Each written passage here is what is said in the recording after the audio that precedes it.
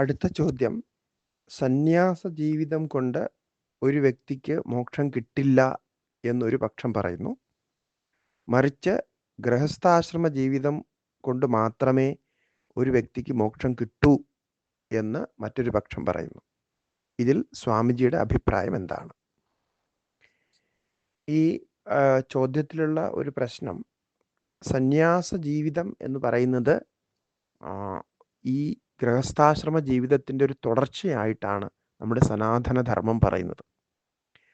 ആശ്രമധർമ്മങ്ങളെ പറയുമ്പോൾ ബ്രഹ്മചര്യ ആശ്രമം എന്നാൽ വിദ്യാഭ്യാസ കാലം, രണ്ടാമത്തെ ഗൃഹസ്ഥാശ്രമം ദാമ്പത്യ ജീവിതം, കുടുംബജീവിതം, മൂന്നാമത്തേത് വാനപ്രസ്ഥാശ്രമം, അതായത് കുടുംബജീവിതം കഴിഞ്ഞ് റിട്ടയേർഡ് ആയിട്ട് കുട്ടികളൊക്കെ വിവാഹമൊക്കെ ചെയ്ത് അയച്ചു കൊടുത്ത് എല്ലാത്തിൽ നിന്നും വിമുക്തമായിട്ട് വീട്ടിൽ തന്നെ അല്ലെങ്കിൽ വീട്ടിൽ നിന്ന് മാറി ഏകാന്തമായിട്ടൊക്കെ കഴിയുന്ന ഒരു സങ്കല്പം, അതാണ് വാനപ്രസ്ഥ ജീവിതം.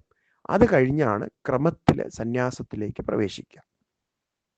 അപ്പം ഈ 4 ആശ്രമങ്ങളും വ്യവസ്ഥിതമാക്കിയിരിക്കുന്നത് ഒരു വ്യക്തിയുടെ ജീവിതത്തിൽ ധർമ്മ, അർത്ഥ, കാമ, മോക്ഷങ്ങൾ എന്ന് പറയുന്ന 4 പുരുഷാർത്ഥങ്ങൾ സാധിക്കാനാണ്. ഇത് നമ്മുടെ ഹിന്ദു മതത്തിൽ തന്നെയല്ല, അത് മുസ്ലിം മതത്തിലായാലും അതുപോലെ ക്രിസ്ത്യൻ മതത്തിലായാലും ഏത് മതത്തിലായാലും ബൗദ്ധമതത്തിലായാലും ജൈന മതത്തിലായാലും ഇനി മറ്റ് മതങ്ങളിൽ ഇപ്പോൾ പാർസിയിലായാലും അതുപോലെ സിന്ധികളുടെ അവരുടെ സിസ്റ്റത്തിലായാലും ഇങ്ങനെ എല്ലാത്തിലും തന്നെ ഈ ഒരു 4ൻ്റെ വ്യവസ്ഥയുണ്ട്. അവരവിടെ പറയുന്ന വാക്കുകളും പ്രവർത്തിക്കുന്ന രീതിയും ഒക്കെ വേറെ ആയിരിക്കാം, പക്ഷേ ഈ ഒരു 4 വ്യവസ്ഥ ഉണ്ട് എന്നുള്ളത് നമുക്ക് സങ്കല്പിച്ചേ പറ്റൂ. അത് ശരിക്കും മനുഷ്യരിൽ മാത്രമല്ല, അത് വാസ്തവത്തിൽ പക്ഷി മൃഗാദികളിലും കാണാവുന്നതാണ്. ഇതിനെക്കുറിച്ച് ഒരു റിസർച്ച് നമ്മൾ നടത്തുകയാണെങ്കിൽ ഒരു പക്ഷിയുടെ ജീവിതം നോക്കിയാലും നമുക്കതിൽ ഈ പറയുന്ന കുട്ടിയായിരിക്കുന്നൊരവസ്ഥ, ആ കുട്ടിക്കാലത്ത് പക്ഷിയുടെ അച്ഛനും അമ്മയും തന്നെ അല്ലെങ്കിൽ അമ്മ തന്നെ അത് പഠിപ്പിച്ചു കൊടുക്കുന്നു. അത് കഴിഞ്ഞ് പക്ഷി വലുതായി പുറത്തേക്ക് പോകുന്നു, പിന്നെ ജീവിക്കുന്നു, സ്വതന്ത്രമാകുന്നു എന്നുള്ളത്. അവിടെ പിന്നെ മോക്ഷത്തിൻ്റെ കഥയില്ലാത്തതിന് കാരണം മറ്റ് കഥകളൊന്നും അവിടെ വരുന്നില്ല. കാരണം അവിടെ അത്തരം ധർമ്മങ്ങളുടെ പ്രവൃത്തികളൊന്നും ചെയ്യാൻ പറ്റില്ലല്ലോ. പക്ഷേ ഈ ഒരു അവസ്ഥ, അതായത് ബ്രഹ്മചര്യം എന്ന് പറയുന്ന അവസ്ഥയും ഗൃഹസ്ഥം എന്ന് പറയുന്ന അവസ്ഥയും ഒക്കെ നമുക്ക് എല്ലാ സ്ഥലത്തും കാണാൻ കഴിയും, അങ്ങനെ നമുക്ക് നോക്കിയാൽ. അപ്പം അതുകൊണ്ട് സന്യാസ ജീവിതം ഒരു വ്യക്തിയെ മോക്ഷത്തിലേക്ക് നയിക്കുന്നില്ല എന്ന് പറയുന്നതിൽ യാതൊരു അർത്ഥമില്ല. കാരണം അത് സന്യാസം എന്ന് പറയുന്നത് മോക്ഷത്തിന് വേണ്ടി എല്ലാം ത്യജിച്ച് ആ അറിവ് പൂർണ്ണമായിട്ട് സമ്പാദിക്കാനും അതിനുവേണ്ടി ജീവിതത്തിലെ മുഴുവൻ സമയവും പ്രയോഗിക്കാനാണ് ഈ വാസ്തവത്തിൽ മോക്ഷ പ്രാപ്തിക്ക് വേണ്ടിയിട്ടാണ് സന്യാസം സ്വീകരിക്കുന്നത് തന്നെ. അപ്പോൾ അങ്ങനെയുള്ള സന്യാസം, ഇനി ഏത് സന്യാസമാണ് മോക്ഷത്തിലേക്ക് കൊണ്ടുപോകാത്തത് എന്ന് ചോദിച്ചാൽ, ഒന്നും അറിയാതെ വീട്ടിലെ പ്രശ്നങ്ങളും മറ്റുമൊക്കെ നോക്കി അതിൽ നിന്ന് രക്ഷപ്പെടാനായിട്ട് ഒരു ഒളിച്ചോട്ടമായിട്ട് ആരെങ്കിലും സന്യാസം സ്വീകരിച്ചു, പിന്നെ കാവ്യവസ്ത്രമൊക്കെ ധരിച്ച് അതിൻ്റെ വിധിയും വ്യവസ്ഥയും ഒന്നും നോക്കാതെ ചെയ്യുന്നു. അങ്ങനെയുള്ള നമ്മുടെ സാധാരണ നാട്ടിലൊക്കെ ഒരുപാട് സന്യാസികൾ കാവ്യവസ്ത്രം മാത്രം ധരിച്ച് നടക്കുന്നുണ്ട്. അവരെ സംബന്ധിച്ചിടത്തോളം നമുക്ക് പറയാം, അവർക്കൊരു അറിവുമില്ല ഇതിനെക്കുറിച്ച്. അവർ അവരുടെ കർത്തവ്യങ്ങളിൽ നിന്ന് ഓടിപ്പോകാൻ വേണ്ടിയിട്ട് സന്യാസത്തിലേക്ക് പോയി, അല്ലെങ്കിൽ ഭിക്ഷക്കാരായിട്ട് പോയി എന്ന് പറയാം. അതിൽ ആ ഒരു സന്യാസത്തെക്കുറിച്ചാണ് എങ്കിൽ അതങ്ങനെ തീർച്ചയായിട്ടും അത് മോക്ഷത്തിന് കാരണമാകില്ല.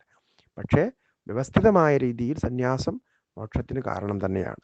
ഇനി ഗൃഹസ്ഥാശ്രമവും മോക്ഷത്തിന് കാരണമാണ്. കാരണം മോക്ഷം ഏതവസ്ഥയിൽ ഉണ്ടാകുമെന്ന് നിശ്ചയമൊന്നുമില്ല. ഏതവസ്ഥയിലും മോക്ഷം ഉണ്ടാകാം, അവിടെ ജ്ഞാനമുണ്ടാകണമെന്ന് മാത്രം.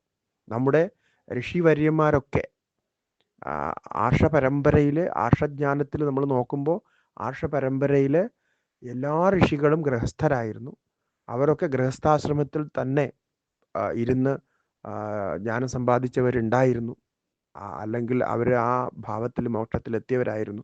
യാജ്ഞവൽക്യ ഋഷിയും അതുപോലെ തന്നെ ജനക മഹാരാജാവും ഇതൊക്കെ അതിനുദാഹരണങ്ങളാണ്. അങ്ങനെയുള്ള അനേകം ഋഷികളുടെ കഥകൾ നമുക്ക് അറിയാവുന്നതുമാണ്. അപ്പം അതുകൊണ്ട് ഗൃഹസ്ഥാശ്രമത്തിലും അതാവാം, ബ്രഹ്മചര്യ ആശ്രമത്തിൽ തന്നെ ജ്ഞാനമുണ്ടായാൽ അവിടെയും മോക്ഷമാകാം. മോക്ഷം ഏതവസ്ഥയിലുണ്ടാകും എന്നുള്ളത് നിശ്ചയമല്ല. മോക്ഷമുണ്ടാകുന്നത് ഈ പറയുന്ന സാധനാ ചതുഷ്ടയങ്ങളൊക്കെ അനുഷ്ഠിച്ച് ആ മനസ്സിനെ ആ തലത്തിലെത്തിക്കുന്ന ഒരവസ്ഥ ഉണ്ടായാൽ, ജ്ഞാനത്തിലൂടെ ആ തലത്തിലെത്തിക്കുന്ന അവസ്ഥ ഉണ്ടായാൽ ആ ജ്ഞാനം കൊണ്ട് മോക്ഷമുണ്ടാകും. അപ്പം ജ്ഞാനാദേവതു കൈവല്യം എന്നൊരു ചൊല്ല് തന്നെ നമ്മുടെ ധർമ്മത്തിലുണ്ട്. അതുകൊണ്ട് ഇവിടെ മോക്ഷത്തെ സംബന്ധിച്ച് പറയുമ്പോൾ ഈ വിഭാഗം ഇവിടെ യോജിക്കുന്നില്ല. പക്ഷെ കർമ്മം അനുസരിച്ച് പറയുമ്പോൾ ബ്രഹ്മചര്യാശ്രമവും ഗൃഹസ്ഥാശ്രമവും വാനപ്രസ്ഥവും സന്യാസവും ഇങ്ങനെ 4 ആശ്രമത്തിൽ 4 വിധ കർമ്മ വ്യവസ്ഥയുണ്ട്.